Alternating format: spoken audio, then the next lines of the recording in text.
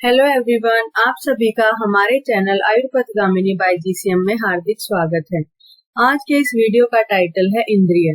तो इस वीडियो में हम इंद्रियों के बारे में पढ़ेंगे। इंद्रियां क्या होती हैं, कितने प्रकार की होती हैं, उनके कार्य क्या क्या होते हैं, तो ये सब हम पढ़ेंगे। तो चलिए शुरू करते हैं। सबसे पहले है इंद्रियों के लक्षण। पुरुषस्य विषय ज्ञानार्थम कर्मार्थम व साधनीभूत शरीर भाव विशेष इंद्रिय। पुरुषस्य यानी कि पुरुष के, विषय ज्ञान के लिए, कर्म के लिए जो साधनी भूत शरीर के भाव विशेष हैं उनको इंद्रियां कहते हैं। यानी कि शरीर के वो भाव विशेष जो पुरुष के विषय ज्ञान के लिए जरूरी है, कर्म के लिए जरूरी है, इन कार्यों के लिए वो सहायता करते हैं पुरुष की, तो उन्हें इंद्रियां कहते हैं। चरक संहिता में इंद्रियों को चैतन्य का चिन्ह कहा गया है। यानी कि जहाँ पर इंद्रियों की उपस्थिति होगी वहां पर चेतना होगी। जिन द्रव्यों में इंद्रियां होंगी, स इंद्रियम चेतनम द्रव्यम निरिंद्रियम अचेतनम द्रव्यम, तो जब इंद्रियां होंगी तो चेतन द्रव्य कहलाएंगे और जब इंद्रियां नहीं होंगी तो अचेतन द्रव्य कहलाएंगे। चरक संहिता में इंद्रियों को भौतिक यानी कि पंच महाभूतों से उत्पन्न कहा गया है। यानी कि पंच महाभूतों से ही जो इंद्रियां हैं वो बनी हुई हैं, ऐसा चरक संहिता में कहा है। सभी इंद्रियों में एक एक महाभूत की अधिकता होती है। 5 महाभूत हैं हमारे, आकाश वायु अग्नि जल पृथ्वी। तो पांचों महाभूतों में से एक एक महाभूत की एक एक इंद्रिय में प्रधानता होगी, और जो इंद्रिय जिस महाभूत की प्रधानता से बनी होगी वह उसी महाभूत के विषय को ग्रहण करेगी। यानी कि उसी महाभूत का जो विषय है उसी को वो ग्रहण करेगी, क्योंकि वो उसी महाभूत से बनी हुई होती है। एक अधिक युक्तानि क्षय आदि नाम इंद्रियाणि तु, यानी कि जो इंद्रियां हैं वो क्षय आदि, क्षय वायु अग्नि आप है, क्षितिज तथा, तो आकाश वायु अग्नि क्षय से यहाँ पे आकाश को कहा गया है। तो जो आकाश आदि पांचों महाभूत हैं उनमें से एक एक की अधिकता से युक्त जो है वो इंद्रियां होती हैं। सांख्य दर्शन ने इंद्रियों को अहंकारिक कहा है। यानी कि उन्होंने अहंकार से निर्मित कहा है, और चरक संहिता में इंद्रियों को पंच महाभूतों से निर्मित बताया गया है। अब बात करते हैं सुश्रुत संहिता की। तो आचार्य सुश्रुत ने एक स्थान पर तो इंद्रियों को अहंकारिक कहा है। सुश्रुत शारीर फर्स्ट चैप्टर में आचार्य सुश्रुत ने इंद्रियों को अहंकारिक कहा है, लेकिन उसी चैप्टर में अन्य स्थान पर उन्होंने उनको भौतिक भी बताया है। भौतिकानि च इंद्रियाणि आयुर्वेद वर्ण्यन्ते, यानी कि आयुर्वेद में जो इंद्रियां हैं वो भौतिक कही गई हैं। आचार्य सुश्रुत ने भी इस बात की पुष्टि की है जो चरक संहिता में कहा गया है। फिर है इंद्रियों को 3 श्रेणियों में बांटा गया है। ज्ञानेंद्रिय यानी कि बुद्धि इंद्रिय, कर्मेंद्रिय और उभयेंद्रिय। तो इंद्रियों की टोटल संख्या कितनी है? 11 है, जिनमें से 5 ज्ञानेंद्रियां या बुद्धि इंद्रियां हैं, 5 कर्मेंद्रियां हैं और 1 उभय इंद्रिय है जो कि मन है। तो ज्ञानेंद्रियां क्या होती हैं? ज्ञानेंद्रियां 5 होती हैं, इन्हें ही बुद्धि इंद्रियां भी कहते हैं। कौन कौन सी होती हैं? कर्ण, त्वचा, नेत्र, रसना और घ्राण। तो इनके विषय क्या क्या होते हैं? शब्द, स्पर्श, रूप, रस और गंध। ये क्रमशः यानी कि सीक्वेंस में कर्ण का शब्द, त्वचा का स्पर्श, नेत्र का रूप, रसना का रस और घ्राण का गंध, ये इनके विषय होते हैं जिनको ये ग्रहण करती हैं। इन्हें इंद्रिय अर्थ भी कहा जाता है। यानी कि इंद्रियों के अर्थ, इंद्रियों के विषय। तत्र चक्षु श्रोत्रम घ्राणम रसनम स्पर्शनम इति पंच इंद्रियाणि। तो चरक संहिता में ये 5 इंद्रियां ज्ञानेंद्रियां बताई गई हैं। फिर है कर्म इंद्रियां। तो कर्म इंद्रियां किनको कहते हैं? जिन इंद्रियों द्वारा कर्म किए जाते हैं उन्हें कर्म इंद्रियां कहते हैं। इनकी संख्या भी कितनी होती है? 5 होती है, जैसे कि ज्ञानेंद्रियों की संख्या 5 थी। यथा वाक यानी कि वाणी, पाणी यानी कि हाथ, पाद यानी कि पैर, पायु यानी कि गुदा और उपस्थ यानी कि मूत्र इंद्रिय। अब हम इनके कर्म जानते हैं। पैर क्या हैं? जिनमें से चलने का कार्य करते हैं। पायु और उपस्थ क्या करते हैं? मलमूत्र को त्यागने का कार्य करते हैं। हाथ ग्रहण और धारण का कार्य करते हैं, और जिह्वा जो है वाक इंद्रिय है, वाणी बोलने का कार्य करती है। हस्तौ पादौ गुद उपस्थम वाक इंद्रियम अथापि च। तो हस्तौ यानी कि 2 हाथ 2 पैर, गुद उपस्थ और वाक इंद्रिय जो है ये कर्म इंद्रियाणि पंचेव। उनमें से पादो गमन कर्मणि, तो जो पैर हैं वो गमन का कार्य करते हैं। पायु उपस्थम विसर्गार्थम, तो पायु और उपस्थ क्या करते हैं? विसर्ग का कार्य, निष्कासन का कार्य करते हैं। हस्तौ ग्रहण धारणे, और जो हाथ हैं वो ग्रहण और धारण का कार्य करते हैं। जिह्वा वाक इंद्रिय, तो जिह्वा क्या है? वाक इंद्रिय है, बोलने का कार्य जिसके द्वारा होता है। वाक च सत्या ज्योति, तमो अनृता, तो जो सत्य वाक है, सत्य वाणी है, वो ज्योति स्वरूप होती है, और जो अनृत यानी कि झूठ है, असत्य जो वाक है, वो तम स्वरूप होती है। फिर है उभयेंद्री। उभयेंद्री एक हमने पढ़ी थी मन। तो जिस तरह मन ज्ञानेंद्रियों का प्रवर्तक है, उसी तरह कर्मेंद्रियों का भी प्रवर्तक है। तो मन क्या है? ज्ञानेंद्रियों और कर्मेंद्रियों का प्रवर्तक है। वो इन सभी इंद्रियों को अपने अपने विषय को ग्रहण करने के लिए प्रेरित करता है। तो मन क्या है? उनका प्रेरण करता है। तो वो ज्ञानेंद्रियों का भी प्रवर्तक है और कर्मेंद्रियों का भी प्रवर्तक है। तो क्या है?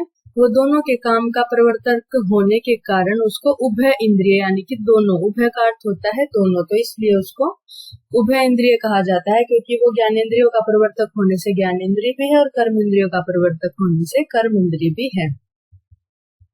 फिर है मन अति इंद्रिय भी है। तो अति इंद्रिय कैसे है मन? प्रत्येक इंद्रिया केवल अपने विषयों को ही ग्रहण करती हैं तथा बाह्य विषयों तक ही सीमित हैं। तो जैसे कि हमने देखा था, शब्द, स्पर्श, रूप, रस, गंध, चलना, विसर्ग, ग्रहण, धारण, तो ये सब क्या है? बाह्य विषय हैं। तो जो सारी इंद्रियां हैं, ज्ञानेंद्रिया और कर्मेंद्रिया, वो बाह्य विषयों तक सीमित है और अपने अपने ही काम का वो ग्रहण करती हैं। लेकिन मन क्या है? उन सब का प्रवर्तक है। तो उन सब के विषयों का ग्रहण करते हुए साथ साथ वो अंतरंग विषयों की भी अनुभूति मन के द्वारा होती है, सुख दुख इत्यादि की। तो मन क्या है? अति इंद्रिय भी मन को कहा गया है। तो मन को उभयेंद्रिय भी कहा गया है और मन को अति इंद्रिय भी कहा गया है। फिर आता है पंच पंचक। तो क्या है? जिसमें 5 चीजें, पंच। तो चरक संहिता के सूत्र स्थान के 8वें अध्याय में इंद्रिय पंच पंचक का वर्णन आया है। तो पंच पंचक में क्या 5 चीजें होती हैं? ई खलु पंच इंद्रियाणी, यानी कि 5 इंद्रियां, पंच इंद्रिय द्रव्याणी, 5 इंद्रियों के द्रव्य, पंच इंद्रिय अधिष्ठानानि, 5 इंद्रियों के अधिष्ठान, पंच इंद्रिय अर्था यानी कि 5 इंद्रियों के विषय, पंच इंद्रिय बुद्धि और 5 इंद्रिय बुद्धि। ये क्या है? ये पांचों चीजें, पंच इंद्रिय द्रव्य, पंच इंद्रिय अधिष्ठान, पंच इंद्रिय अर्थ और पंच इंद्रिय बुद्धि, इन सभी को मिला के क्या कहते हैं? पंच पंचक कहते हैं। इति युक्तम इंद्रिय अधिकारे। तो अब हमने ये पढ़ लिया कि पंच पंचक के अंदर क्या चीजें आती हैं? 5 इंद्रियां, 5 इंद्रियों के द्रव्य, अधिष्ठान, उनके विषय और बुद्धि। तत्र चक्षुर श्रोत्रम घ्राणम रसनम स्पर्शनम इति पंच इंद्रियाणि। तो 5 इंद्रियां कौन कौन सी हैं? चक्षु, श्रोत्र, घ्राण, रसन और स्पर्शन। फिर 5 इंद्रिय द्रव्य, ख, वायु, ज्योतिर, आपो, भू इति। तो आकाश, वायु, ज्योति यानी कि अग्नि, आप यानी कि जल, भू यानी कि भूमि, पृथ्वी। तो ये सभी क्या है? 5 इंद्रियों के द्रव्य हैं। ये पांचों इंद्रियों श्रोत्र, स्पर्शन, चक्षु, रसन और घ्राण के क्रमशः द्रव्य हैं। पंच इंद्रिय फिर अधिष्ठानानि, यानी कि पंच इंद्रिय अधिष्ठान कौन कौन से हैं? अक्षिणी, कर्णो, नासिके, जिह्वा, त्वक, चैती।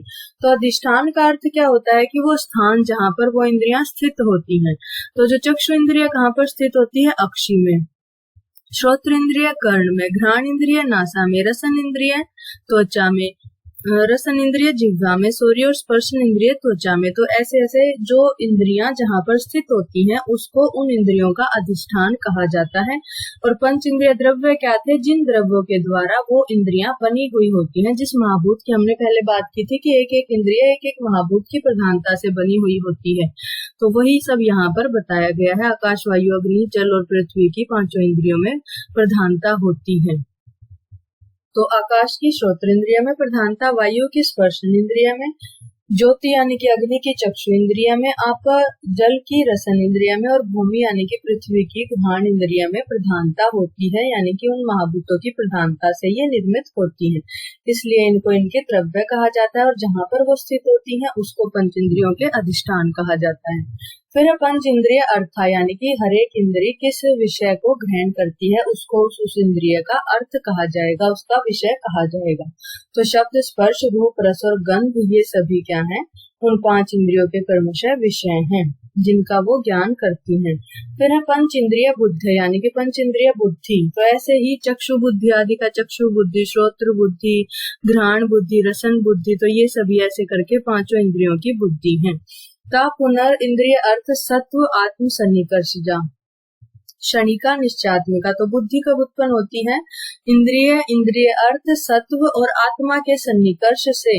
हमने पढ़ा था प्रत्यक्ष में तदात्वे व्यक्ता तदात्वे या बुद्धि है ना।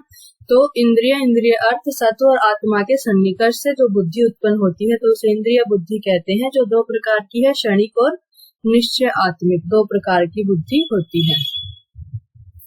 फिर आता है इंद्रियों का पंच भौतिकत्व। आयुर्वेद ने इंद्रियों को भौतिक माना है।